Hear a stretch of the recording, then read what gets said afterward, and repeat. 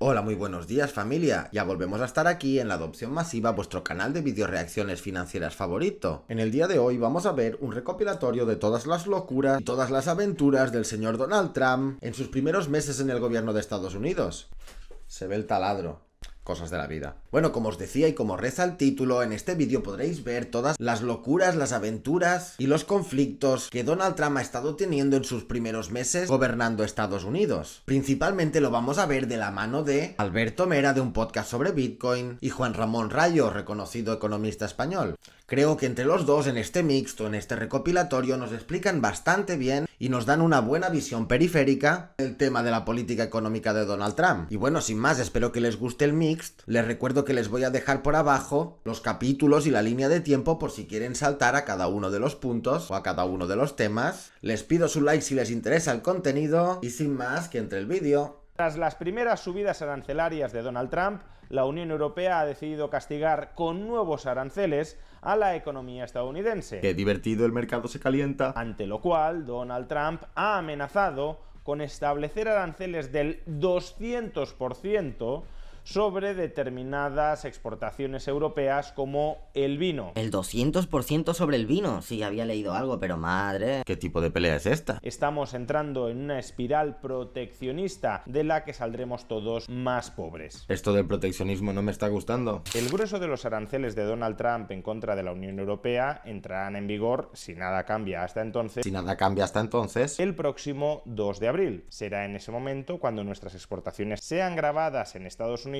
con este impuesto del 25%. Ahora bien, que el grueso de los aranceles entren en vigor el 2 de abril no significa que en estos momentos no haya algunos aranceles en contra de la Unión Europea que ya hayan entrado en vigor.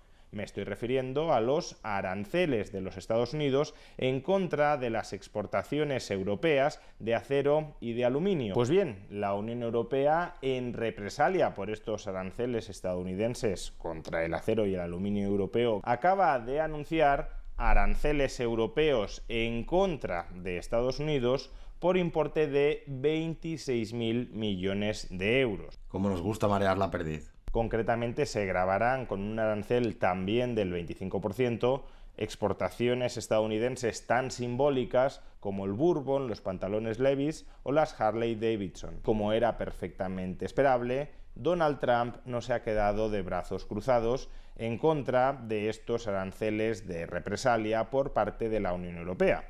Así, en su red social, Donald Trump ha publicado lo siguiente. Todo lo publica en la red social este señor, ¿eh? La Unión Europea, una de las autoridades más hostiles y abusivas en cuanto a impuestos y aranceles en el mundo, ¡Ay, cómo le gusta! Que fue formada con el único propósito de aprovecharse de los Estados Unidos, acaba de imponer un desagradable arancel del 50%.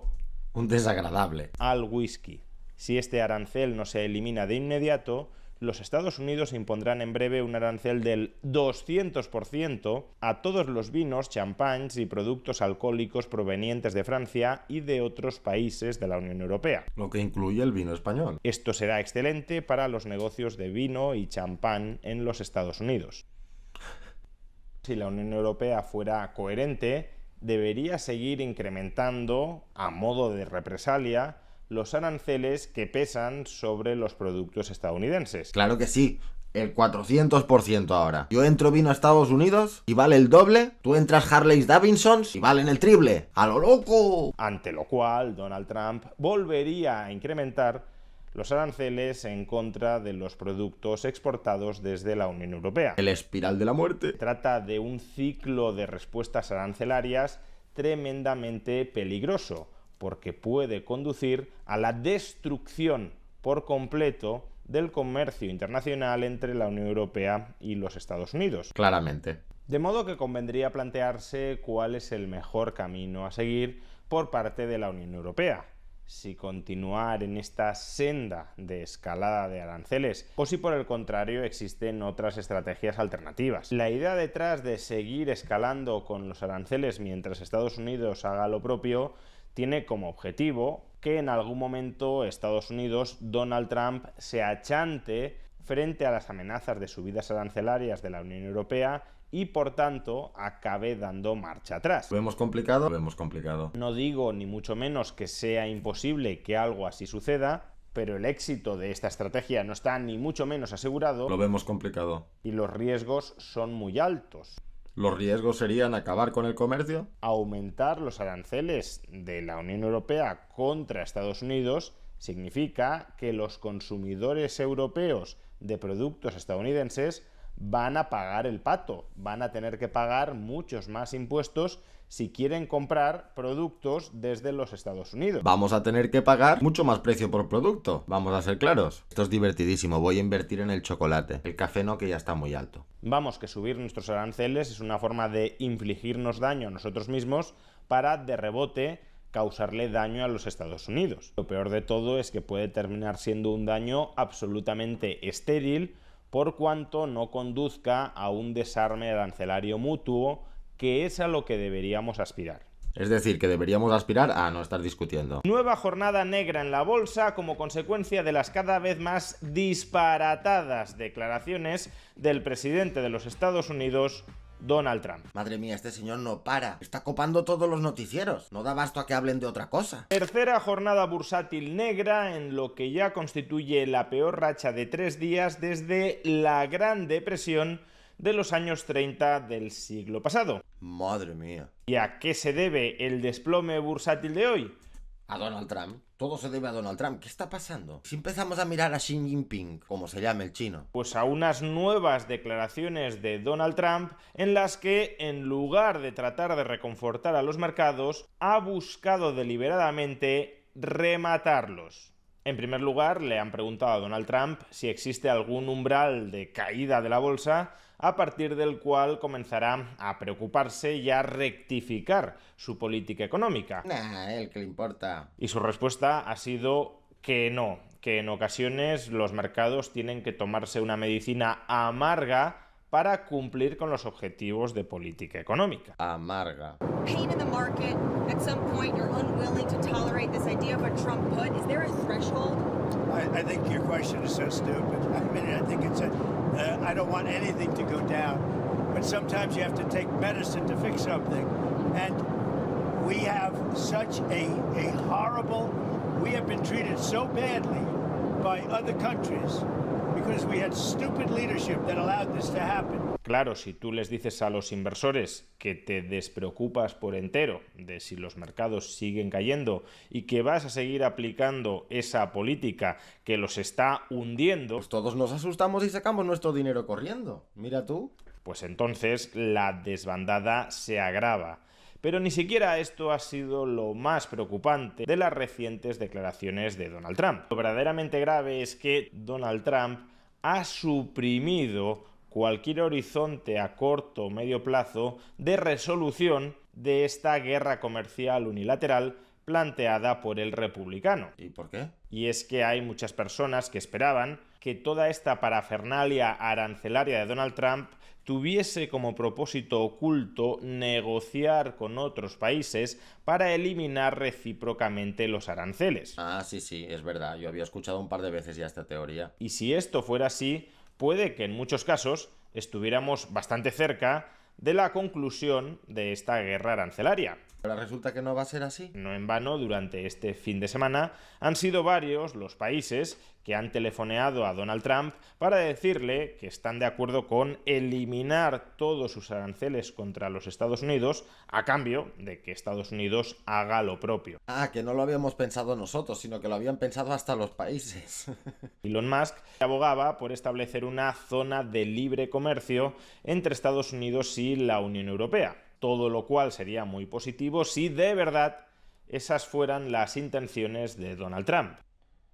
Qué pereza de señor. Sin embargo, en el vídeo de ayer también alertamos de un posible peligro respecto al tipo de acuerdos comerciales a los que pueda querer llegar Donald Trump. Y es que, como ya dijimos ayer, una cosa es que Donald Trump quiera llegar a un acuerdo comercial para eliminar recíprocamente los aranceles, lo cual está muy bien, y otra cosa muy distinta es que Donald Trump quiera llegar a un acuerdo político entre estados para eliminar los déficits comerciales bilaterales de Estados Unidos con el resto del mundo. ¡Epa! Especialmente lo que ha dicho hoy Trump, que no piensa retirar sus aranceles contra ningún país, ni contra China ni contra la Unión Europea, hasta que haya un acuerdo entre estados que garantice la eliminación del déficit comercial de los Estados Unidos con ese estado, o incluso el superávit comercial de Estados Unidos con ese estado. Pero este señor es un listo. ¿Este señor de qué va? No, claro, nos ponemos todos a debernos a todos durante siglos y ahora vamos a rescindir la deuda. Mira tú. Escuchémoslo. You talked to a lot of leaders this weekend. Can you tell us, sir, were there any deals made? I spoke to a lot of leaders, European, Asian, from all over the world. They're dying to make a deal. But I said, we're not going to have deficits with your country. We're not going to do that because to me a deficit is a loss. We're going to have surpluses or we're at worst going to be breaking even. Lo que está diciendo Trump es un sinsentido económico. Está diciendo que si Estados Unidos tiene un déficit comercial con otro país, entonces Estados Unidos sale perdiendo. Es que me he quedado sin palabras. Esto es como decir que yo salgo perdiendo por ir a comprar al supermercado, porque yo tengo un déficit comercial con el supermercado. Gasto más en el supermercado de lo que el supermercado gasta en mí. O sea, mejor metáfora imposible. Estamos hablando de que Donald Trump no quiere tener un déficit comercial bilateral con ningún país. No Se ha vuelto loco. con todos ellos en agregado, sino con ninguno de ellos individualmente. No, claro, quiere poner su país en superávit. Y eso sí es un grosero absurdo económico.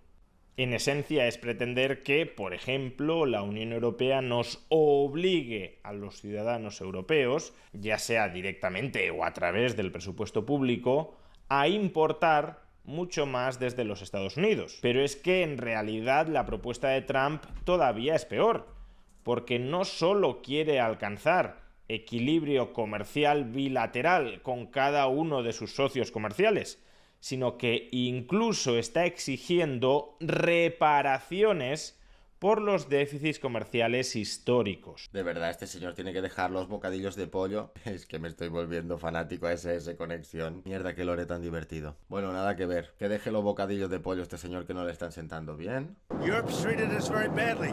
We put a big tariff on Europe. They are coming to the table. They want to talk. But there's no talk unless they pay us a lot of money on a yearly basis. No ¿Pero dónde coño está hablando? ¿En un avión? one for present, but also for past.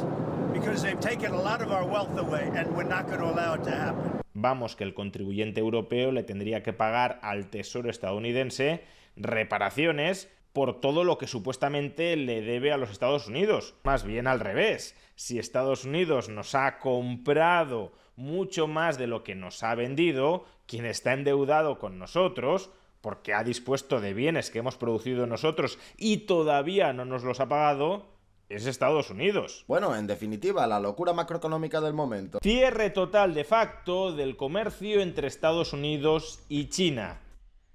Era previsible. Y este ni siquiera es el peor escenario posible que puede desatarse a partir de aquí.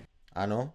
Ya lo que nos faltaba, más escenarios negativos. Veámoslo. Este 9 de abril han entrado en vigor las salvajes subidas arancelarias que aprobó el presidente de los Estados Unidos, Donald Trump, el pasado día de la Liberación. Donald Trump comiéndose las redes sociales y los medios de comunicación todo el rato, ¿eh? Y entre esas salvajes subidas arancelarias sobresale, por encima de todas las demás, La de China, no. Ya verás qué divertido se pone esto. el arancel del 104% que los Estados Unidos han impuesto contra las importaciones procedentes desde China. Es decir, que a partir de hoy, cualquier bien que un ciudadano estadounidense compre desde China Vale el doble. costará más del doble. Y China no se ha quedado de brazos cruzados. Peleita, peleita. Hace apenas unas horas, el gobierno chino ha anunciado un arancel del 84% sobre los productos importados desde los Estados Unidos.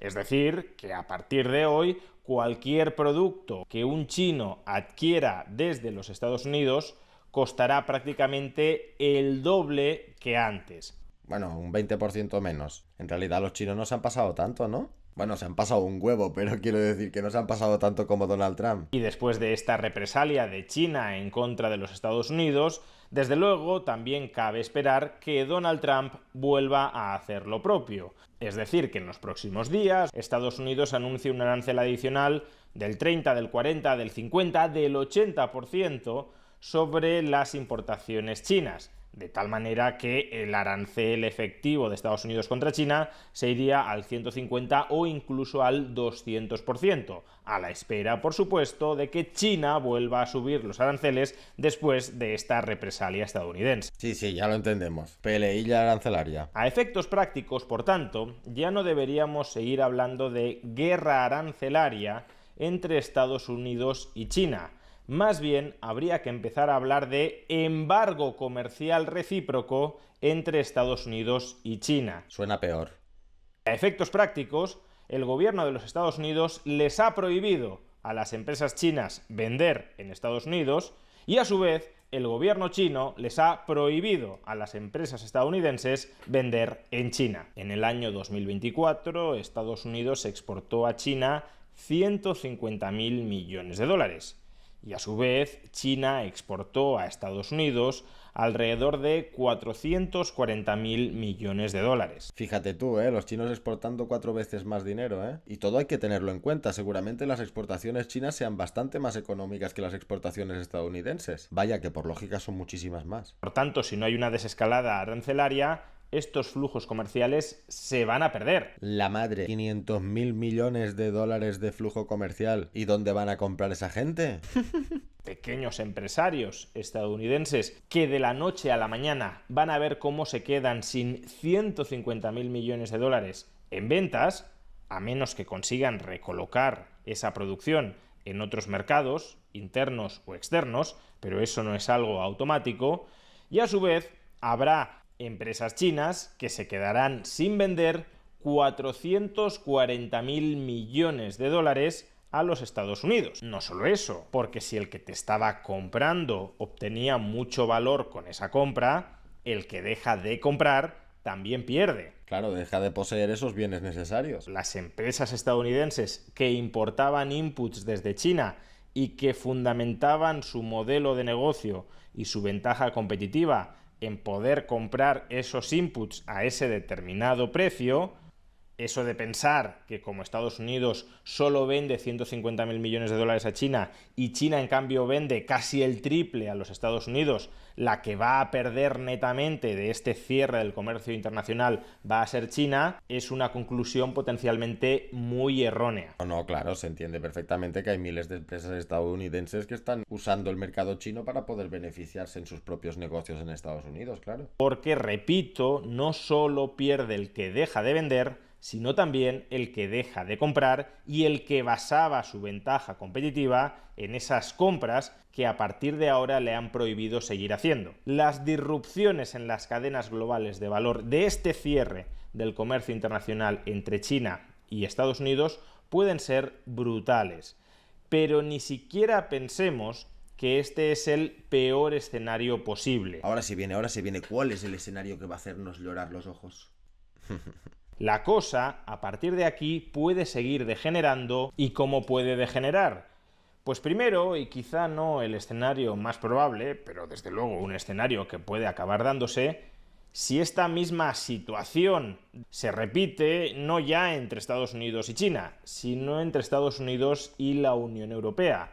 Por lo que he visto en últimos vídeos, Juan Ramón Rayo está bastante enfocado en el conflicto arancelario entre Europa y Estados Unidos. No sé qué pensaréis vosotros, pero yo opino que el conflicto de Estados Unidos y China es mucho más importante para la macroeconomía. Europa malas nos bajamos los pantalones, ¿no? Es una opinión, no me matéis, dadme vuestra opinión en los comentarios. La misma dinámica negociadora que ha seguido Estados Unidos con China, te subo aranceles, pues yo te lo subo más, pues yo te lo subo todavía más, se puede reproducir también con la Unión Europea. Pero como digo, este escenario, que no es ni mucho menos imposible, no es el riesgo que considere más probable y por tanto más preocupante en el corto o medio plazo. Juan Ramón Rayo nos tiene asustados. ¿Este tampoco era el escenario negativo? Y es que de este embargo recíproco entre Estados Unidos y China es muy probable, en segundo lugar, que se siga una consecuencia que sí va a tener efectos devastadores sobre el resto del mundo. Y me estoy refiriendo a la devaluación del yuan. Wow, no lo he visto venir. ¿De verdad creemos que si la industria exportadora china deja de vender de la noche a la mañana mercancías por valor de 440.000 millones de dólares a los Estados Unidos, China se va a quedar de brazos cruzados diciéndoles a sus fábricas, a su industria exportadora: pues lo siento, habéis perdido ese cliente y por tanto lo que vamos a hacer es bajar los niveles de producción? ¿O se va a poner a imprimir a lo loco y a subvencionar empresas? Ah, ya lo he visto venir. O no, bueno, vamos a escucharle primero. En absoluto, eso no va a suceder. Lo que va a hacer China, expresado en lenguaje militar, es intentar conquistar otros mercados ahora que se le ha cerrado el mercado estadounidense. ¿Y cuál es la vía más rápida, más efectiva para conquistar otros mercados y dar salida de golpe a todo ese exceso de producción? Pues devaluar tu moneda, devaluar el yuan. Esto no es algo terriblemente especulativo, es algo de bastante sentido común, es algo que cabe esperar que suceda, de tal manera que si devalúa el yuan, trasladará gran parte de estas pérdidas de la guerra comercial entre Estados Unidos y China a otros países exportadores que van a dejar de ser capaces de exportar porque China, con un yuan mucho más barato, ocupará su lugar. Países del sudeste asiático o también países hispanoamericanos, los cuales, claro, si quieren mantener su competitividad frente a China, van a tener que devaluar sus divisas en el mercado. Como si no los tuvieran ya suficientemente depreciadas. Con lo cual entraríamos en toda una guerra de divisas, de la cual también, por cierto, la Unión Europea y el propio Estados Unidos saldrían perjudicados. Si se generalizan las expectativas de devaluación o de depreciación de la moneda en países del sudeste asiático o en países hispanoamericanos, en países emergentes en general, lo que harán los inversores locales antes de que se devalúe la moneda es sacar su capital fuera del país. ¿Quieres entender todo lo que venga de Trump y sus minions durante los próximos 12 meses? Solo tienes que tener un gráfico en mente. Es un gráfico oscuro. Si quieres, pues no es uno que se comente a menudo. Es un gráfico que nos muestra cuánto ha invertido el resto del mundo en acciones estadounidenses en los últimos 15 años. Y la imagen que arroja es tan sorprendente que no me explico cómo esto no está en boca de todos. Madre mía, es muy sorprendente. ¿Pero qué le pasa al mundo? ¿No paramos de comprar acciones de Estados Unidos o qué? En tan solo 15 años, la inversión en bolsa estadounidense por el resto del mundo ha pasado de 2 billones con B a 16 billones. Un por 8.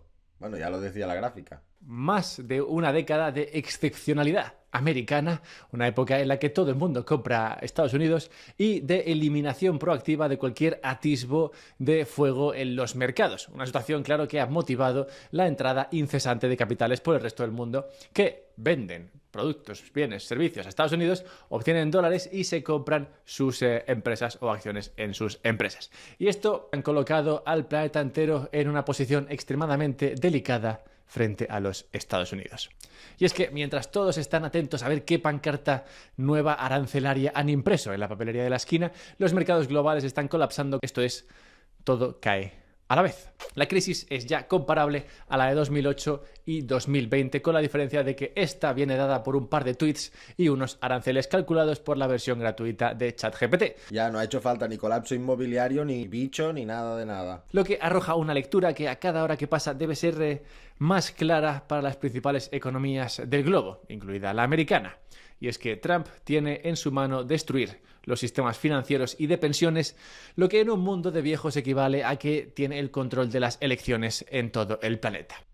¡Ay, qué miedo de señor! Vaya, que tiene en las manos el control del voto mundial. Esta es el arma desconocida de extorsión máxima.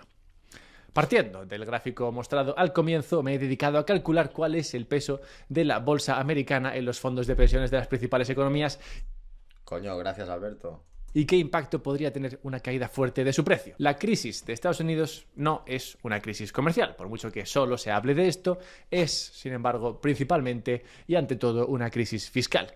Una crisis de que no hay dinero, una crisis de que no pueden gastar más en intereses. Una crisis de deuda. Y Trump está usando la herramienta que tiene a mano, los aranceles, que es en esencia un arma comercial, para arreglar lo que es una crisis fiscal.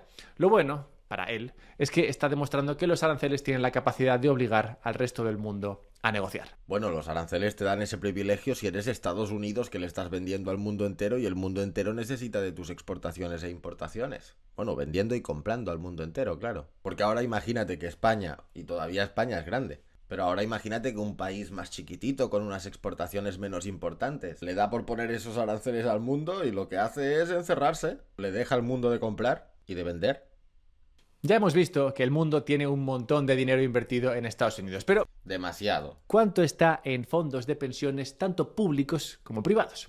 En promedio, y de mayor a menor exposición a Estados Unidos, tendríamos a Noruega con un 34% en bolsa estadounidense. Coño, qué buen gráfico. Estados Unidos, claro, lo tendríamos también en segundo lugar con un 25-30% en su propia bolsa. Canadá, que tiene un 20-25% de bolsa estadounidense. Suecia y Corea del Sur, que estarían en un 20%. La Unión Europea, que está entre un 10 y un 15%. Japón, Reino Unido y Australia estarían también en ese 10-15%. Notaréis la ausencia importante de China. En esta tabla no aparece China y eso es porque China no permite invertir los fondos de pensiones fuera de sus fronteras. Mira tú, que hay que ser chino para ser listo, ¿eh? Pero como luego veremos, esto tampoco les está salvando del todo. Y también es bueno recordar que algunos países como España, por ejemplo, tienen sistemas públicos de pensiones de reparto, donde no hay nada invertido, sino que se paga con lo que entra en el sistema. Las gallinas que entran por las que salen y, como sabemos, pues hay menos gallinas que entran últimamente de las que salen. Bien, dicho esto, desde los máximos recientes, el Standard & Poor's 500, el principal índice de Estados Unidos, cae más de un 18%. Lo que podemos ver es que el impacto que esta caída de casi el 20% es muy fuerte y en general se encuentra entre el 3 y el 6% del valor de estos fondos de pensiones. Es grave esto, o sea, es grave que estos fondos de pensiones tengan tanto peso de bolsa estadounidense. Es grave, ya sin pensarlo mucho, es grave. Pues bueno, depende un poco del tipo de fondo del que hablemos.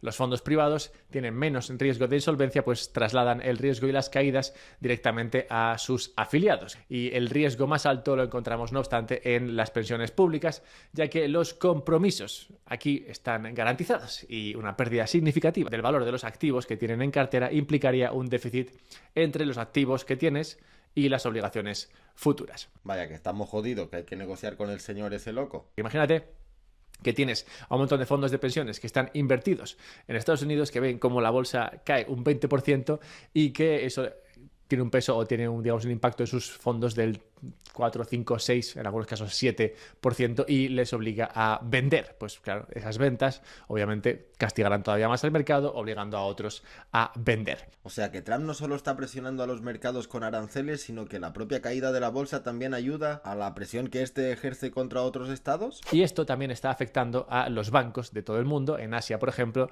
son con diferencia el sector más castigado por la guerra comercial incipiente. Lo que está logrando Trump no es solo que caiga la bolsa americana, donde está muy invertido el resto del mundo, sino que también está hundiendo los mercados locales de esos países. En muchos casos, mercados que están cayendo más que el estadounidense. Y si unimos las caídas de ambos, significaría que los fondos de pensiones están colgando de un hilo. Lo que tenemos son impactos potenciales de entre el 6 y el 11% y un riesgo de venta forzosa con una caída del 20% que va entre el moderado y el muy alto en muchas regiones, Estados Unidos siendo una de ellas. Es decir, con estos anuncios que está haciendo Trump día sí y día también, lo que Trump podría haber encontrado es posiblemente la mejor arma para presionar tanto al resto de países para que se sienten a negociar, ya que digamos que en su mano está que los sistemas de pensiones y los sistemas financieros sigan funcionando adecuadamente, pero también puede presionar internamente a la Fed para que flexibilice su política monetaria, pues ese mismo riesgo también afecta a los fondos de pensiones y los sistemas y el sistema financiero estadounidense. ¿Y qué consecuencia tendría una continuación bajista en los precios? Pues tiene pinta que sigamos en una... El que pincha o el que importa aquí es es China. ¿Por qué China es particular? Es que ellos, como he dicho antes, no invierten fuera sus pensiones. Sin embargo, a pesar de esto, el movimiento de Estados Unidos está teniendo igualmente un efecto devastador en el plan de juego de China. Y es que desde el año 2000 la economía china ha girado hacia las exportaciones, enfocando en ello todos sus esfuerzos a costa del consumo interno. Muy interesante esta información, justo también la estábamos comentando en el último vídeo de José Luis Cava, que os recomiendo ir a ver. Y desde este punto de vista, Estados Unidos y China se podría decir que se han convertido en complementarias, en economías complementarias. Pues por una parte, Estados Unidos consume mucho más de lo que digamos exporta al resto del mundo, y China exporta mucho más de lo que consume internamente. Y una parte importante del plan para conseguir esto es que la bolsa suba, y así sus ciudadanos se sienten ricos y gastan más. Y por ahí vendrían las declaraciones de Trump a joderle el plan. Y el plan estaba yendo bastante bien en los últimos meses, con un mercado que subió más Me encantan los gráficos de Alberto Mera. de un 20% en semanas sobre sus avances en inteligencia artificial, te acordarás de lo de DeepSeek, y también sobre el mayor gasto prometido por parte de su gobierno. Pero los aranceles de Trump y la respuesta Han llegado.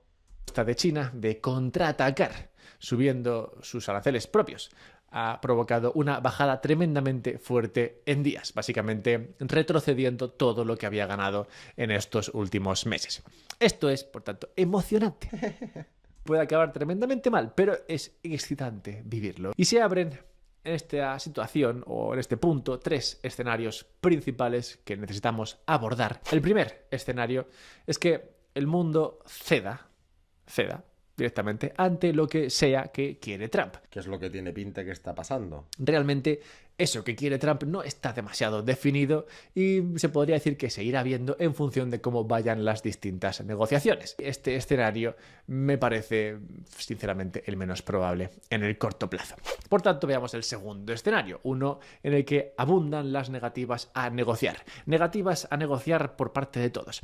Este escenario provocaría una continuación en las caídas tanto de la bolsa estadounidense como las del resto del mundo. Que este sí suena más probable. No descarto que este sea el objetivo último de Trump, ciertamente, y por eso este es un escenario al que le doy algo de probabilidad. Y el tercer escenario, uno que asomó la patita solo recientemente, sería el de respuesta retaliadora efectiva frente a Trump, es decir, contraataque del resto del mundo contra las medidas anunciadas. Y aquí China podría ser el principal agresor, pues es el que tiene un arma o el arma más efectiva contra el plan de Trump. Y este arma son 800.000 millones de dólares en bonos de los Estados Unidos que ha comprado a lo largo de los últimos 20 años y de los que, aunque viene vendiendo en los últimos años, aún tiene un buen saco. Entonces, ¿qué narices ha pasado entonces durante la última semana? O sea, ¿hay manera acaso de poner todo esto en común y crear una imagen que tenga algo de sentido? Como el mismo Scotty Bessent dijo tras el anuncio de que todo quedaba en pausa, cito, hemos visto lo que puede pasar si Estados Unidos se pone chunga con el planeta entero. Y lo que hemos visto han sido caídas en los mercados del 20% para adelante en todos los principales mercados bursátiles. Hemos visto paralización de las cadenas de suministro, hemos visto Bitcoin desacoplando a veces. No mucho. Un aumento de los spreads en los bonos a niveles cercanos a la quiebra. Eso sí, los spreads de los bonos estaban a lo loco. Hemos visto a dictadores comunistas pidiendo la vuelta del libre mercado. ¿Qué? Eso no lo he visto yo. Miedo a granel. Vamos, esto es lo que hemos visto con lo que ha ocurrido esta semana. Igualmente, lo provocado esta semana, todo lo que hemos vivido, esta locura, tenía el objetivo de mostrar al resto del mundo que Estados Unidos puede romper muchas cosas si decide firmar unos cuantos aranceles y convencerles así al resto de países, de esta forma nada sutil, de que elijan el camino de la negociación y no el de la violencia. Sí, claramente lo ha usado como una amenaza lo de los aranceles, sin tapujos. Refuerza esta visión otro mensaje de Scotty en el que decía que los países que en esta última semana propusieron negociar y no retaliar serán recompensados. Mira qué monos. Entre los objetivos de estas negociaciones, que es lo que cabe preguntarse ahora, estará, pues sí, claro, el llevarse más industria a Estados Unidos, sí, también está el de reducir aranceles, aunque manteniendo algunos de ellos, seguramente, y también está el controlar la devaluación del resto de monedas frente al dólar, pues Estados Unidos entiende que aquí hay demasiada devaluación y no le parece un planazo. Pero también, y posiblemente más importante, está el conseguir hacer un frente común frente a China. China ha sido siempre el objetivo de la administración de Trump y el socio a convencer, por decirlo así, para que cambie su modelo económico y aprecie su divisa. Pero parece que no, parece que la quiere seguir depreciando. O no, quién sabe. Os recomiendo ver el último vídeo que tengo en el canal sobre Alberto Mera, hablando de cómo Trump controla los fondos de pensiones a nivel mundial. Chinese business model and the economy are the most imbalanced in the history of the modern world. We've never seen anything like this. Y para convencer a China, planean hacer lo mismo que hicieron para convencer en su día, o mejor dicho, para romper en ese momento la Unión Soviética. En 1981 llegaba Ronald Reagan a la Casa Blanca con varios mandatos, en algunos casos contradictorios, como ocurre generalmente con los presidentes.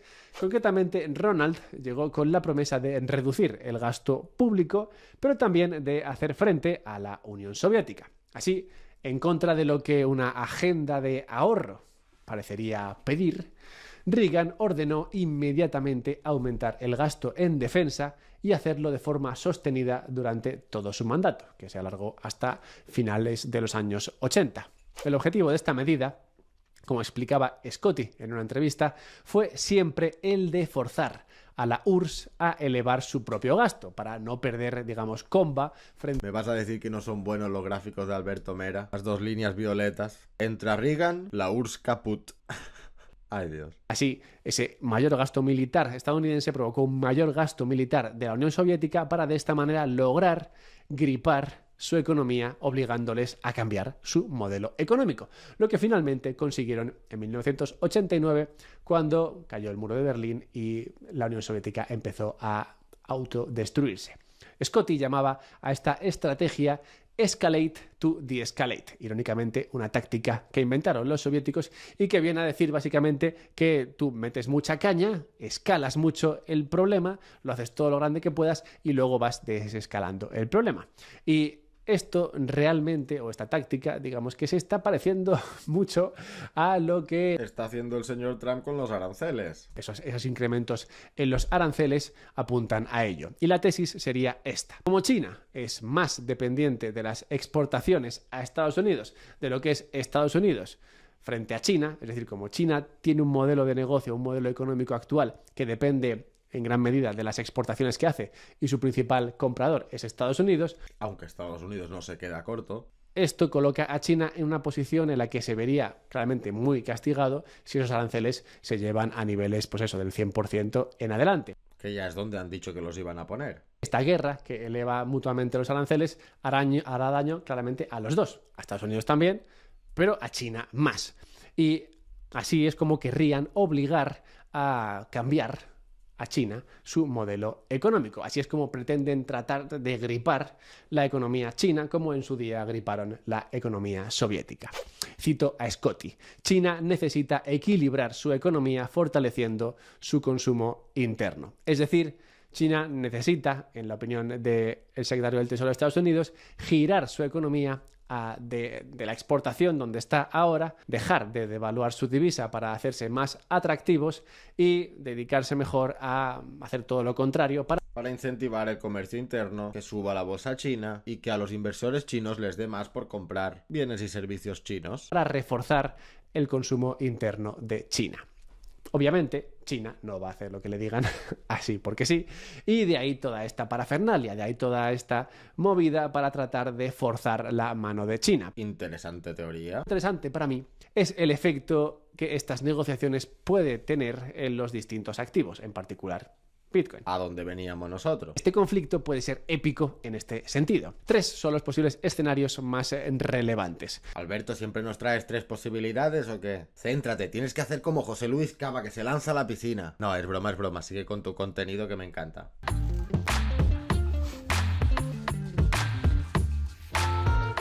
¿Sabías que con lo que te cuesta un café en tu casa podrías invertir en un ETF? Bueno, quizás en uno no, pero en medio o en un cuarto. Pero con Trade Republic no pagas comisiones. Haz que tus euros trabajen más que tú en lunes. Link en la descripción. 3 son los posibles escenarios más relevantes. El primero sería el de llegar a un acuerdo, claro. El segundo sería la devaluación del yuan. El tercero, el de una escalada utópica, que claro, es el mejor de todos ellos. Para Bitcoin, claro. El acuerdo. ¿Qué sería el acuerdo? Bueno, acuerdo es, si llegan a un acuerdo, esto sería positivo en general. Pues claro, un acuerdo siempre es bueno porque elimina la incertidumbre y permitiría que ambos países remasen en la misma dirección monetaria, lo que sería también positivo para el mercado. Este está bastante claro, un acuerdo siempre es bien. Llegando al segundo escenario, China podría luchar los aranceles incluso sin hacerlo de forma directa, es decir, incluso sin entrar en esa guerra arancelaria por la cual yo te subo aranceles, yo te subo más, sino que lo que China podría intentar hacer es devaluar su moneda. Si te meten un arancel del 20%, lo que puedes hacer es devaluar tu moneda un 20% y ya está. Contra el dólar en este caso y te quedas igual. Esto fue lo que hicieron de forma masiva en el año 2015-2016 en respuesta a los primeros aranceles que Trump impuso a China. El efecto inmediato que tuvo esto, más allá de lo que pasase con el comercio internacional, que no nos interesa tanto, fue una subida sin precedentes en el precio de Bitcoin. Pues los chinos huían de su moneda a donde podían. ¿Y a dónde podían? Pues debido a los controles de capitales, donde podían meter ese dinero era en Bitcoin. Bueno, de momento 2 de 2. Si hay acuerdo, bueno para la economía en general, bueno para las bolsas de valores, bueno para Bitcoin al fin y al cabo. Y si a China le da por contraatacar devaluando la moneda, mejor para Bitcoin. Y de esa manera Bitcoin se metió esa subida importante que acabó en los $20.000. China tiene 60 billones de dólares con B en depósitos, 3 veces más que Estados Unidos. Si ese capital empieza a huir de China, claramente tendría consecuencias enormes. Y China no querría esto, claramente. El Bitcoiner sí, pero China no. Y aunque es pronto, es verdad que el yuan ha empezado a devaluarse contra el dólar en los últimos días, a pesar de la debilidad que esta moneda ha mostrado frente a todas las demás. Es pronto, es pronto. No lo veo tan claro que China vaya a permitir esa devaluación. Tampoco veo claro el escenario siguiente, pero es sin duda el más increíble y por tanto el más genial. Este escenario sería uno en el que pensé cuando escuché a Scotty decir esto en esa entrevista con Tucker Carlson. What's interesting is where do we see the gold demand coming from? A huge amount is from China. Yes. Where, they, as I said, they're in the middle of an economic recession/depression. People don't trust the Chinese currency because they have capital controls. There are 1.4 billion Chinese who all want to get their money out, and they won't let them. They will let them buy gold. Scotty decía que toda la demanda de oro viene de China. Y claro, yo escuché esto y pensé, imagina este escenario, ¿no? Imagina que China se pone muy chunga. Imagina que intenta contraatacar a lo que ha hecho Estados Unidos o a lo que pueda hacer Estados Unidos vendiendo bonos estadounidenses, por ejemplo, como vimos hace poco, tiene 800.000 millones de dólares de estos. No veo que vayan por ahí porque también les castigaría a ellos. Pero bueno, imagínate que intentan hacer esto o imagínate que intentan hacer algo peor. Imagínate, en términos generales, que se enfrentan a Estados Unidos y no ceden. ¿Cómo podría hacer Estados Unidos para castigar a la población china para que ésta meta presión a su gobierno, para que ésta salga a la calle, que es lo que menos les gusta a los gobernantes chinos, bueno, en general a los gobernantes de cualquier sitio? Y pensé, pues lo que podría hacer Estados Unidos sería atacar el oro. Pues al final, si tumbas el oro, les quitas lo único que les queda a los chinos de activo de ahorro, pues lo que tenían en ladrillo está por los suelos, literal y metafóricamente, su bolsa no remonta desde hace años, y si la última bala de Estados Unidos para convencer a China, de que ceda en esto es desmonetizar el oro, ya sea atacándolo o directamente vendiendo el oro que tiene Estados Unidos, que tiene un buen montón, para, no sé, comprar otro activo quizás, otro activo reserva que la administración de Estados Unidos, que el mismo Scott Bessent dijo que se está convirtiendo en reserva de valor. El conflicto entre China y Estados Unidos ha entrado en una fase crítica en la que ambos tratan de reforzar y enfrentar su bloque de alianzas frente al bando opuesto. Un momento interesante para todos, sin duda. Una fase crítica, pero conocida, pues lo que estamos viviendo hoy se lleva dando en las relaciones imperiales desde hace 3000 años. Bueno, hace 3000 años Estados Unidos no existía. China sí. Esa gente llevan aquí toda la vida. Fue en el año 1200 y pico antes de Cristo cuando el rey del imperio hitita, Tudalilla IV, envió una carta a Suskamura, rey de Amurru, diciendo: Asiria es la enemiga de mi majestad. Por tanto, Asiria ha de ser también vuestra enemiga. No permitáis que vuestros mercaderes vayan a Asiria, ni consintáis que los suyos pisen vuestra tierra. Fue de esta manera que el emperador impuso el primer embargo comercial de la historia. Me encanta cómo Alberto Mera siempre va a buscar momentos remotos de la historia para ejemplificar el presente. Me encanta. Al tiempo que acuñaba el dicho famoso de el enemigo de mi amigo es mi enemigo, lo cual no está nada mal para ser una persona que no recuerda a nadie. Esto, cambiando al emperador Tudalilla IV por Trump y a Asiria por China, sería básicamente lo que está pasando hoy. Y la prueba está en los eventos que hemos vivido en las últimas semanas. Impuso aranceles masivos a todo el mundo en Liberation Day y luego en Perdonation Day. Los perdonó para todos. Perdonation Day. Y luego en Perdonation Day los perdonó para todos menos para China, a quien se los subió por encima del 100%. El objetivo es claro y es poner al mundo en contra de China y que sea ella la que pague los aranceles por todos.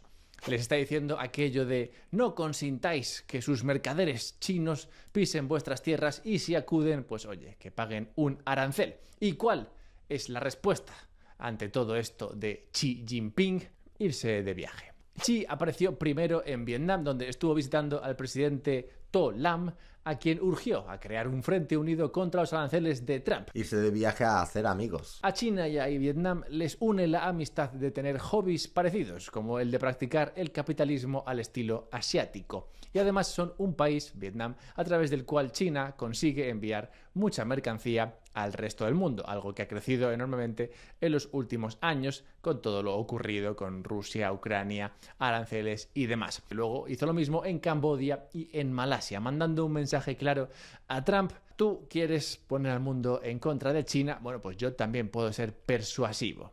Vamos a ver quién tiene mejores ofertas que hacer. Así como publica el Wall Street Journal, las lanzas están en alto. Ha comenzado el próximo capítulo de la desvinculación entre Estados Unidos y China. El dolor se sentirá en todas partes. La sabiduría convencional dice que cuando dos elefantes pelean en la selva, los animales más pequeños son aplastados. Pero no siempre. Muchos países pueden aprovechar la oportunidad creada por el conflicto entre superpotencias para impulsar reformas económicas internas y aumentar el comercio entre ellos. Me voy a centrar en el caso de la India, Rusia y China, Estados Unidos y los pequeños, digamos, entre los cuales destacaríamos el caso de Vietnam por su cercanía con China. Empezando por la India, nos encontramos con un país enorme con la mayor población del planeta y con dos problemas bastante obvios. Encontrar trabajo para los 10 o 12 millones de chavales que cada año se incorporan al mercado laboral. Actualmente consiguen crear apenas 3 millones de empleos no agrícolas. Y un montón de gente súper capacitada en la India. Están muy por detrás en manufactura. Y segundo problema, conseguir suficiente energía para que toda esta gente pueda tener aire acondicionado, porque hace un calufo en ese pueblo que no es. Rusia, ¿por qué? Pues porque Rusia es importante y porque Rusia quiere muchas cosas, además de Ucrania. ¿Qué quiere Rusia? Bueno, extraer materias primas y venderlas. Pero claro, Europa cerró a los recursos de Rusia recientemente por motivos obvios, pero Rusia encontró en China un gran demandante de energía y ha visto crecer sus exportaciones a China enormemente en los últimos 4 o 5 años para mantener así las fábricas del planeta operando. Así que, ¿qué es lo que querría Rusia? Pues montar, obviamente, gasoductos y oleoductos tanto a la India como a China. Y hablando de China, lo que necesitan los chinos es conseguir demanda interna. Si te fijas, estos tres imperios, la China, la India y Rusia, son bastante complementarios. Pero para avanzar, para seguir creciendo al ritmo que lo vienen haciendo, necesitan de alguien que consuma. Y es por esto que hasta ahora al menos necesitan de un Estados Unidos que gaste. Bueno, para mi forma de ver, un magnífico análisis macroeconómico o de comercio internacional entre esos 4 países, que sin duda hasta Trump se han estado retroalimentando entre sí. Lo que me lleva finalmente a Estados Unidos, que en esencia quiere lo mismo que quería Tudalilla IV. Mi enemigo es China, dice Trump, así que si eres mi amigo, China debería ser tu enemigo. De modo que no compres de China si puedes evitarlo. Compra de Estados Unidos si por casualidad tenemos algo que puedas comprar. Intenta no exportar a China si podemos comprarte nosotros aquello que China quiere que les exportes. Y vente a Estados Unidos a fabricar, que te damos un visado y te ponemos una casita en Detroit con vistas a una fábrica de Chevrolet abandonada. Eso. Mejor descripción imposible de lo que quiere Estados Unidos. Dame ofertas, Donald. Realmente, esto es un poco lo que tiene por ofrecer Estados Unidos. No tiene casi nada. Dame ofertas, Donald. Estados Unidos a día de hoy que suene extremadamente genial para la mayoría de países. ¿Y una bolsa infravalorada? ¿Con acciones castigadas por los suelos? ¿Y un país con potencial de crecimiento en el consumo brutal? ¿Qué oferta te gusta más, China o la casa abandonada?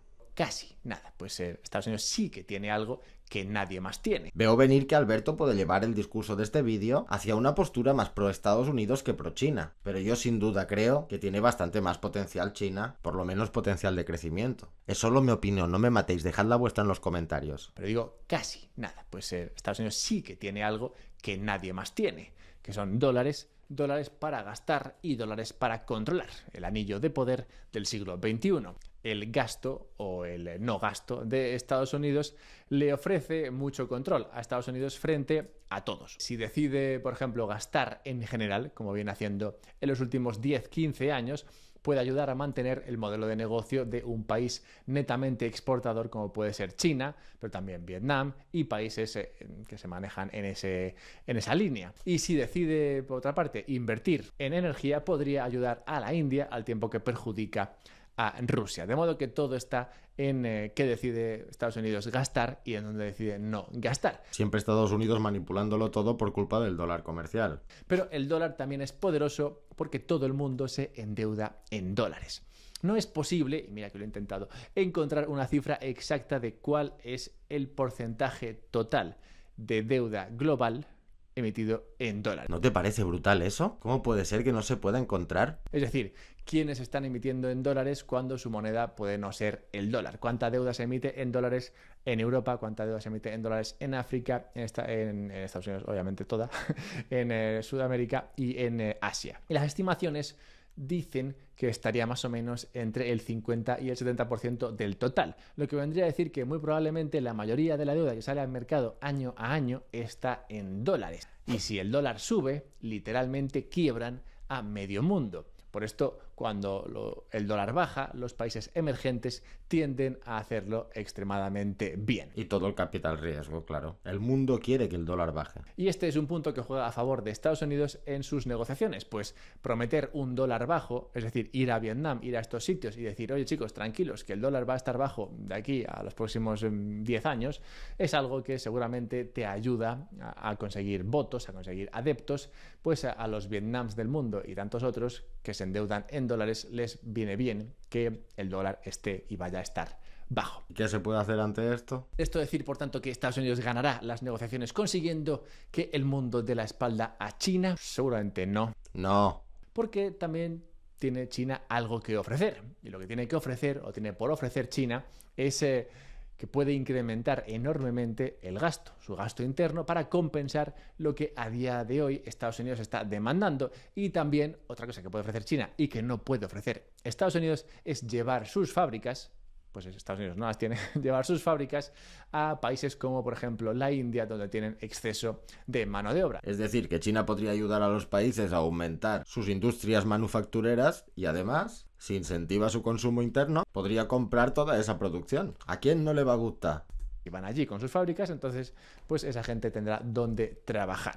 Te voy a decir lo que yo veo en medio de todo esto. Lo que a mí más me llama la atención es que Estados Unidos tiene que prometer un dólar barato y China tiene que prometer un incremento del gasto. Vamos, que tiene que gastar más y sobre todo si quiere ser el motor de gasto para que funcione una alianza entre la India, Rusia y China, por ejemplo.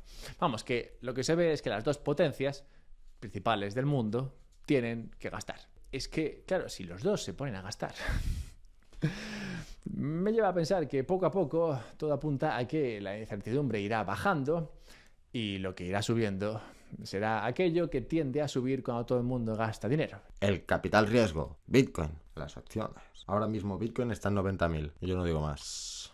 Que es Bitcoin, básicamente. Donald Trump finalmente ha recogido cable en sus ataques continuados contra el presidente de la Reserva Federal y los mercados respiran aliviados. Desde que el pasado 2 de abril Donald Trump declaró su guerra comercial o su guerra contra el comercio, las perspectivas económicas de Estados Unidos han empeorado. La verdad que sí, claramente. Las perspectivas económicas de Estados Unidos están empeorando palabra tras palabra de Donald Trump. Habrá que hacérselo mirar, el señor que venía de liberal imponiendo aranceles. La política de la contradicción se le llama. Cierras a cal y canto el comercio entre Estados Unidos y China y restringes de una manera muy considerable el comercio entre Estados Unidos y el resto de sus socios comerciales, es bastante obvio que a corto plazo eso va a tener un impacto negativo sobre la economía. Y por eso es necesario que aquel que ha lanzado esa guerra comercial y que a corto plazo se va a tener que comer un parón económico, es bastante lógico que tenga incentivos a buscar culpables distintos a él mismo. El mejor amigo del hombre no es el perro, sino el chivo expiatorio, y Donald Trump no es una excepción a esta regla. Por eso, durante las últimas semanas, el presidente de los Estados Unidos ha venido cargando de manera continuada contra el presidente de la Reserva Federal, Jerome Powell, a quien ha acusado de no bajar los tipos de interés para estimular una economía que el propio Donald Trump reconoce que se está ralentizando. Claro, Donald Trump nos dice que se está ralentizando porque Jerome Powell no baja los tipos de interés, pero no nos dice que se está ralentizando por la falta de incentivos comerciales que se ven a largo plazo por culpa de él y de sus políticas. Cuando, obviamente, el origen de la ralentización no es la no bajada de tipos de interés, sino la guerra comercial que el propio Donald Trump ha lanzado. La secuencia de la ofensiva de Donald Trump contra Jerome Powell durante las últimas semanas ha sido muy clara. Los precios del petróleo han bajado, los tipos de interés han bajado, la lenta Reserva Federal debería bajar sus propios tipos de interés. Los precios de los alimentos han bajado, no hay inflación y los maltratados Estados Unidos están trayendo miles de millones de dólares cada semana de los países que abusaban de nosotros gracias a los aranceles que ya están en vigor. En este punto, como vemos, solo enseñaba un poquito la patita, pero sin hacer todavía demasiada presión. Jolines, pues para no estarle metiendo demasiada presión, ha escrito un texto así y público en el cual le ha llamado lento y que no reacciona a la economía. Básicamente, ¿no? Pero 10 días después, conforme la situación económica ha seguido deteriorándose, los arreones se fueron volviendo cada vez más serios. Mr. President, on Jerome Powell, you said that the termination of Jerome Powell cannot come fast enough. He says he won't leave it even if you ask him to. Do you believe you have? If I ask him to, he'll be out of there. Do you believe you have the power to remove him? And are you trying to do that? I don't think he's doing the job. He's too late, always too late, a little slow, and I'm not happy with him.